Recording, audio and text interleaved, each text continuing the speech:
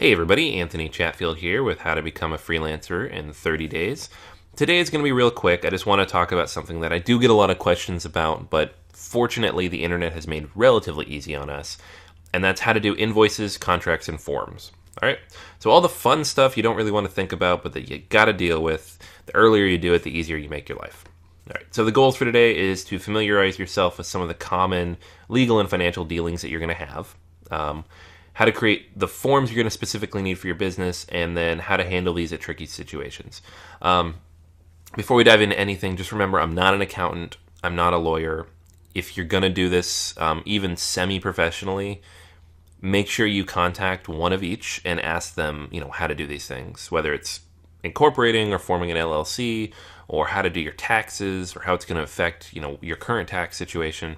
I'm giving you anecdotal advice from my own background and just some tips on things you need to look out for.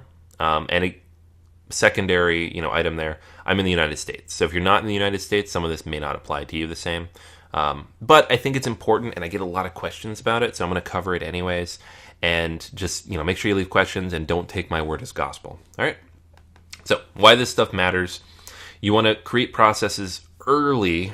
That's the important part. That'll make your life easier. If you do this stuff now, it's so much easier to handle things later, especially when it comes time to do your taxes, if you've already taken care of all this.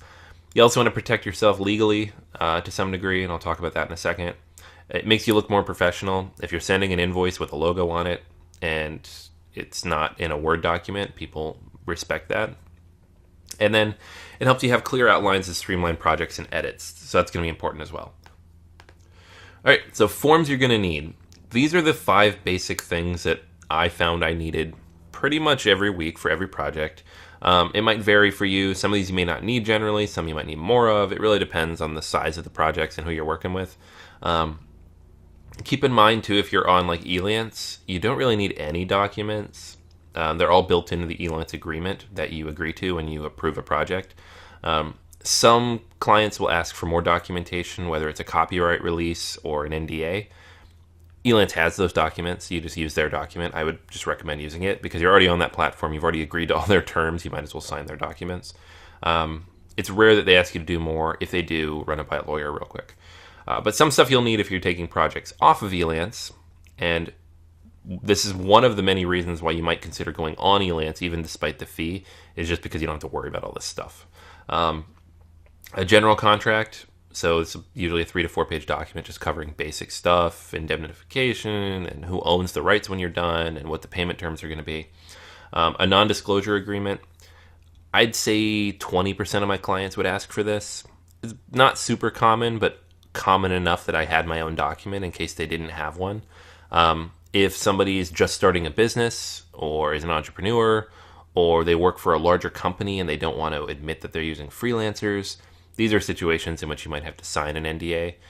I know it sounds really big and important, and only Microsoft or somebody would make you do this. And ironically, Microsoft did not make me do this. So it's usually smaller companies and entrepreneurs just getting started, and they're just trying to protect intellectual property. So I was never said no unless the terms were really strange or had a non-compete in it. I would never recommend signing a non-compete as part of a non-disclosure unless whoever you're working for is promising you some ridiculous amount of work. Scope of project agreement. This is usually an attachment to the contract, and it just outlines what you're going to be doing and over what period of time. And then payment agreements, again, an attachment to the general contract, and let's talk about when you're going to get paid and how you're going to get paid. Again, general contract, scope of project, payment agreements, all of that's built into Elance. You don't have to worry about it. I'm not shilling Elance, I promise. I'm just, if you want to make this as easy as possible, that's how you do it. And finally, invoice forms. If you're going to do invoicing independently and not pay for anything, you'll want a form that you can use for that. Now, how to get all those forms for free? You could pay a lawyer to draft all these up. You could also go pay for them off of a basic form website and then customize them. Or you could use a site like Rocket Lawyer. They have a 7-day free trial. You can create whatever you want in that free trial. They help you customize the form based on the state you live in and the situation that you're using them for. It's probably still good to run these by a lawyer, but at this point they're pretty close. So it's really up to you in terms of how you want to do it. But that's how I got my basic forms. I ended up paying for a membership for them anyways because I needed additional forms when I formed my LLC. But when you're just getting started, this is a great way just to get some stuff out of the gate.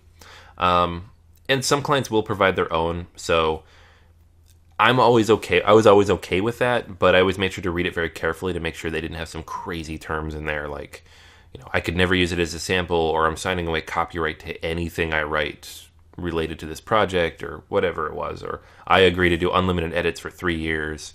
I actually saw that in a contract once, and I had asked them to edit that to 3 months. These are some, just keep an eye on it. People aren't always looking out for your best interests. You just want to cover your bases real quick.